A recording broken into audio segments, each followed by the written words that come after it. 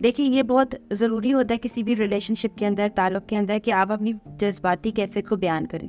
अगर आप वो बयान नहीं कर पाते, आपको मुश्किल हो रही है उसको बयान करने में, तो वो रीज़न ये भी हो सकती है कि अक्सर ऐसा होता है कि पार्टनर्स एक-दूसरे से बात करते हैं, लेकिन दूसरा सुनने वाला उसे डिफेंसिव हो जाता है उस पे, यानी वो उसको अटैक समझने लगता है या उसको अंडरस्टैंड नहीं करता, तो पार्टनर एक-दूसरे से खिंचना शुरू हो जाते हैं, अपनी बात कम्युनिकेट नहीं कर पाते।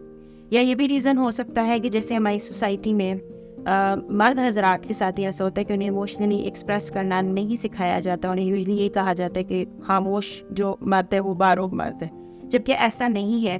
उससे बहुत सारे मसाइल क्रिएट होते हैं और रिलेशनशिप बेहतर नहीं हो सकता। तो उसमें ये ज़रूरी है कि आप अपनी बातों को बैठ के पहले तो खुद असेस करें, व्हाट यू वांट, आप क्या चाहते हैं, आप क्या फील करते हैं। पहले सेल्फ अवेयर होना बहुत ज़्यादा ज़रूरी है। जब आप सेल्फ अवेयर होंगे तो फिर आपका अगला स्टेप होगा कम्युनिकेट करना।